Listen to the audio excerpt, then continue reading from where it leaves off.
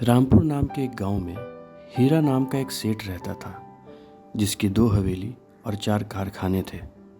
हीरा अपनी रामपुर वाली हवेली को बेचना चाहता था, जितनी जल्दी हो सके। एक दिन दिल्ली शहर से एक बिजनेसमैन आता है और वो हीरा की हवेली को खरीदना चाहता है। हीरा ये बात सुनकर बहुत खुश हो जाता है और दिल्ली से आए हुए बिजनेसमैन सौरभ को अपनी हवेली बेच देता है। सौरभ दिल्ली जाकर अपनी पत्नी रश्मि और अपनी छोटी सी बेटी को, जो अभी सिर्फ 1 साल की है, उन दोनों को लेकर रामपुर गांव आ जाता है। रश्मि को हवेली बहुत पसंद आती है। वो अपने पति को खुश होते हुए कहती है, वाह सौरभ जी, आपने तो कमाल ही कर दिया। इतनी बड़ी हवेली खरीद ली जो दिखने में इतनी खूबसूरत है, वो भी इतने सस्ते में। मुझे तो यकीन ही नहीं हो रहा। ये कहकर रश्मि सौरभ के गले लग जाती है और कहती है, सब तो सही है, बस मुझे काम वाली बाई के बारे में बात करनी होगी। और फिर जब कल सारा सामान एडजस्ट हो जाएगा तो मैं सोच रही थी कि हम लोगों की खुशी के लिए क्यों ना एक छोटी सी पार्टी रखें और अपने सारे रिश्तेदारों को भी इनवाइट कर दें। कैसा रहेगा? सौरभ रश्मि के हाथ को अपने हाथ में लेते हुए कहता है, बिल्कुल, तुम्हें जैसा ठीक लगे। चलो अब कुछ खाना बना दो, मुझे बहुत भूख लगी है। रश्मि सौरभ के लिए खाना बनाने के लिए जाती है, लेकिन उससे पहले वो अपनी बेटी टिया को फीड करने के लिए रूम में जाती है। वो जैसे ही अपनी बेटी को फीड करती है तभी लाइट कट हो जाती है। रश्मि जल्दी से अपने फ़ोन का फ्लैश लाइट ऑन करना चाहती है, लेकिन वो देखती है कि फ़ोन तो ऑन है ही नहीं। शायद वो डिस्चार्ज हो गया था, इसीलिए ऑफ हो गया।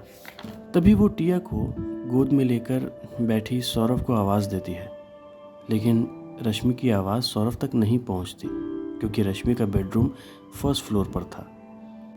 वहीं दूसरी तरफ सौरभ हॉल में ही बैठा हुआ रश्मि को आवाज़ लगाता है, अरे रश्मि, तुम कैंडल लेकर आई थी क्या? रश्मि कुछ नहीं कहती। सौरभ को कुछ अजीब लगता है, जैसे रश्मि अंधेरे में उसके आसपास ही खड़ी थी। शायद वो कैंडल लेने आई थी, लेकिन जैसे ही सौरभ आगे बढ़कर उसका हाथ पकड़ना चाहता है तभी लाइट आ जाती है और वहाँ कोई नहीं होता। सौरभ को सचमुच लगा था कि शायद रश्मि टिया को छोड़कर नीचे कैंडल लेने आई थी, या फिर हो सकता है कि कैंडल लेकर लाइट आने से पहले जल्दबाजी में चली गई हो। क्या ये उसका वहम है? खैर छोड़ो। सौरभ अपने फ़ोन को देखता हुआ अपने कमरे में जाने लगता है। तभी वो देखता है कि रश्मि ऊपर से गुस्सा करते हुए कहती है, कहाँ थे तुम? कितना आवाज़ दिया मैंने तुम्हें, लेकिन तुम आए ही नहीं। एक तो मेरा फ़ोन स्विच ऑफ हो गया है, वरना मैं कॉल करके बुला लेती तुम्हें। 2 पल के लिए तो सौरभ शॉक होकर रश्मि को देखता रहा। कैसी बात कर रही हो? जब लाइट कट गई थी तो मुझे लगा तुम हॉल में कैंडल लेने आई हो। मैंने तुम्हें बोला भी कुछ, लेकिन तुमने कुछ जवाब नहीं दिया। तुम चुपचाप अपने कमरे में चली गई। सौरभ की बात सुनकर रश्मि कुछ कहने ही वाली होती है कि तभी रश्मि के फ़ोन पर माँ की कॉल आने लगती है, जिसे देखकर रश्मि बहुत ज़्यादा डर जाती है और डर के मारे कांपने लगती है। सौरभ को भी कुछ समझ नहीं आता। वो रश्मि का हाथ पकड़कर उसे हॉल में लेकर आता है, लेकिन सौरभ देखता है कि वहाँ कोई कैंडल ही नहीं है। सौरभ समझ जाता है कि कुछ तो गड़बड़ है। रश्मि घबराते हुए कहती है, सौरभ, कुछ तो है इस घर में जो मुझे बहुत डर लग रहा है। प्लीज़ चलो यहाँ से। सौरभ रश्मि को समझाते हुए कहता है, तुम शांत हो जाओ। हो सकता है ये सब जो हो रहा है हमारा वहम हो। क्या तुम भी दिल पर लगा लेती हो? कुछ भी मत सोचो, जाओ खाना बनाओ, तुम बेफिक्र रहो। लेकिन रश्मि को यकीन हो जाता है कि कुछ तो गड़बड़ है, लेकिन क्या गड़बड़ है उसे समझ नहीं आता। किचन के बाहर डाइनिंग एरिया में रश्मि टिया का झूला किचन के बाहर डाइनिंग एरिया में रख देती है और उसमें टिया को सुलाकर सौरभ के लिए खाना बनाने लगती है। खाना बनने के बाद सौरभ और रश्मि खाना खाकर अपने रूम में चले जाते हैं। रात के 3 बज रहे होते हैं। अचानक से रश्मि को अपनी बेटी के रोने की आवाज़ मिलती है। रश्मि झूला थोड़ा हिलाने के लिए अपना हाथ बढ़ाती है तो उसे झूला नहीं मिलता।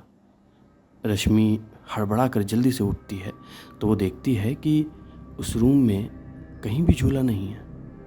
रश्मि ज़ोर से चिल्लाते हुए सौरभ को जगाती है और उसे कहती है, मैंने झूला यहाँ रखा था, हमारी टिया कहाँ है, हमारी बेटी कहाँ है। ये कहते हुए रश्मि बुरी तरह पैनिक करने लगती है। शांत हो जाओ रश्मि, शांत हो जाओ। सौरभ किसी तरह रश्मि को शांत करता है और हॉल की तरफ जाता है। रश्मि भी उसका हाथ पकड़कर हॉल में आती है और दोनों देखते हैं कि टिया हॉल में थी, रो रही थी। सौरभ जल्दी से टिया को गोद में उठा लेता है और ये सोच लेता है कि अब वो इस घर में एक पल के लिए भी और नहीं रुकेगा। शायद जो कुछ भी हो रहा है ये उनका वहम नहीं है और एक नन्ही सी जान के साथ वो मजाक नहीं कर सकता, वो कोई चांस नहीं ले सकता। वो एक हाथ से टिया को गोद में लेता है और दूसरे हाथ से रश्मि का हाथ पकड़कर सीधा बाहर की तरफ जाने लगता है। चलो चलो रश्मि, यहाँ नहीं रुक सकते हम। सौरभ जैसे ही घर के बाहर आता है, घर का दरवाज़ा अपने आप ही लग जाता है। ठीक उसी पल सौरभ को महसूस होता है कि जिस हाथ से उसने रश्मि का हाथ पकड़ा था उस हाथ में रश्मि का हाथ है ही नहीं बल्कि पानी जैसा कुछ है। सौरभ बहुत ज़्यादा डर जाता है और जल्दी से अपना हाथ देखता है तो उसे समझ आता है कि उसके हाथ से खून निकल रहा है और दूर दूर तक रश्मि कहीं नहीं है। ये सौरभ पागलों की तरह इधर उधर देखता है, रश्मि को आवाज़ लगाता है, रश्मि रश्मि कहाँ हो तुम। उसे रश्मि कहीं दिखाई नहीं देती। वो दरवाज़ा खोलने की कोशिश करता है लेकिन दरवाज़ा नहीं खुलता। ठीक तभी सौरभ की गोद में पड़ी टिया उसे कहती है, सौरभ। सौरभ इधर उधर देखता है और कहता है, कौन कौन है, सामने आओ। तभी टिया कहती है, मैं हूँ टिया। सौरभ के हाथ पैर कांपने लगते हैं। ऐसा नज़ारा जिसमें 1 साल की बच्ची बिल्कुल अच्छे से बात कर रही है, ये देखते ही सौरभ टिया को डर के मारे छोड़ देता है। लेकिन टिया नीचे गिरने की बजाय एक औरत का रूप धारण कर लेती है। एक खतरनाक दिखने वाली औरत जो किसी पिशाच, किसी चुड़ैल की तरह लग रही थी और एक खतरनाक आवाज़ में वो बोली, तुमने सोच भी कैसे लिया कि तुम मेरे घर में रहोगे। अपनी ज़िंदगी चाहते हो तो चुपचाप यहाँ से निकल जाओ। सौरभ रोते हुए गिड़गिड़ाते हुए कहता है, तुम जैसा कहोगी वैसा ही होगा, लेकिन मेरी बेटी और मेरी पत्नी मुझे हवाले कर दो प्लीज़। वो चुड़ैल कहती है, अपनी जान बचा और निकल यहाँ से।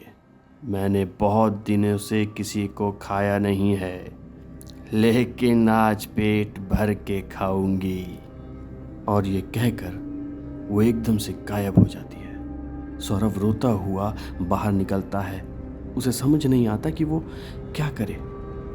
उसे अपनी पत्नी और अपनी बेटी हर कीमत पर चाहिए थी। ठीक तभी सौरभ जब पागलों की तरह यहाँ वहाँ भाग रहा होता है तो उसे दूर में एक मंदिर दिखाई देता है। वो दौड़कर वहाँ जाता है तो एक बूढ़ा पंडित वहाँ पर सोया हुआ था। सौरभ रोते हुए उस पंडित को जगाता है और अपनी सारी परेशानी बताता है। पंडित अपना सामान लेकर सौरभ के साथ उसके हवेली चला जाता है। वहाँ जाते ही सौरभ अपनी पत्नी के चिल्लाने की आवाज़ सुनकर बहुत घबरा जाता है। पंडित उसका यकीन दिलाते हुए कहता है, कुछ नहीं होगा, घबराओ मत।